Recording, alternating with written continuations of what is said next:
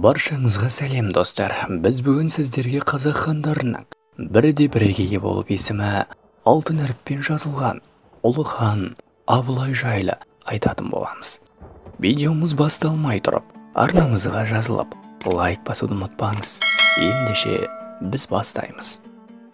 Абылай хан азан шақырып қойған есімі Әбілмәнсүр, Жошы ханның тікелей ұрпағы. Оның Абылай деп аталуы жайлы нақты мәліметтер жоқ. Бірақ анығы сол Әбілмәнсүрдің атасының есімі Абылай болған. Демек ол ұрыстарға қатысқанда атасының есімімен ұрандататынын байқаймыз.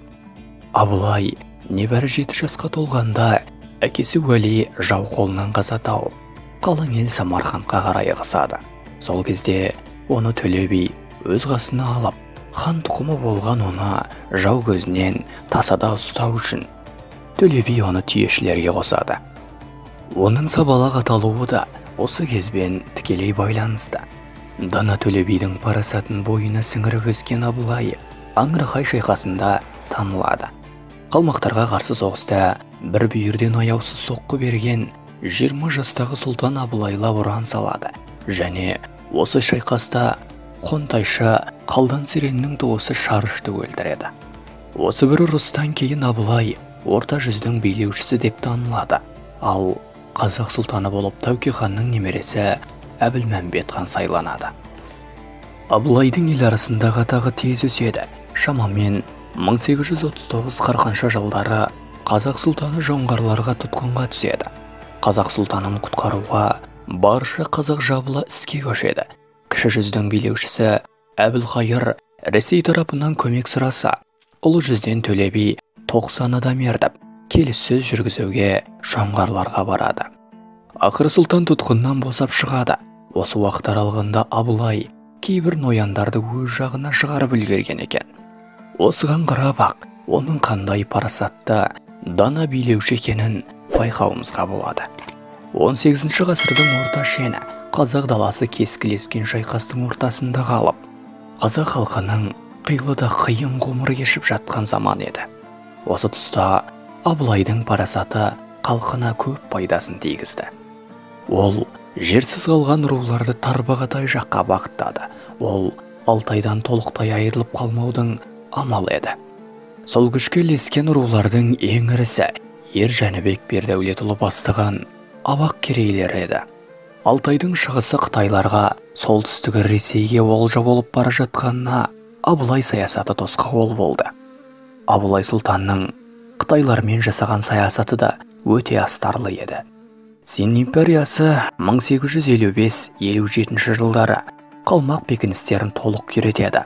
Алып империяның көшпелі халыққа жасайтын саясатын жете түсінген Абылай қазақпен ғасырлар бойы жауласқан жоңғарлардың билеушісі Әмірсананы Син қуғыншыларына бермей, ол бастаған қалмақтарды Еділ бойына қарай өткізіп жібереді.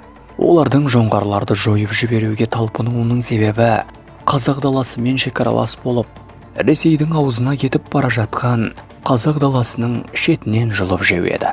Осы бір пасық ойларын парықтай білген дана сұлтан қалмақтарға көмегін берген еді. Озық ойлы Абылай сұлтан 1771 жылы Әбілмәмбеттің орнына хан сайланады. Негізінен сол уақытта таққа ханның інілері немесе баласы отыруы керек еді. Бірақ Әбілпейіз тақтан өз еркімен бас тартып, халық Абылайды хан сайлайды.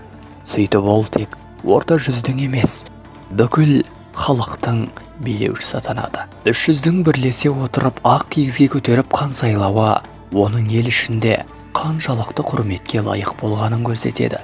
Ол қырғыздармен соғыста Шу мен Іле жағасындағы жерді қайтарып алады. Нарынқол мен Қордайға дейінгі шекараны бекітті. Қоқан мемлекетіне қарсы соғыста Түркістан, Шымкент, Сайрам қалаларына иелік етеді.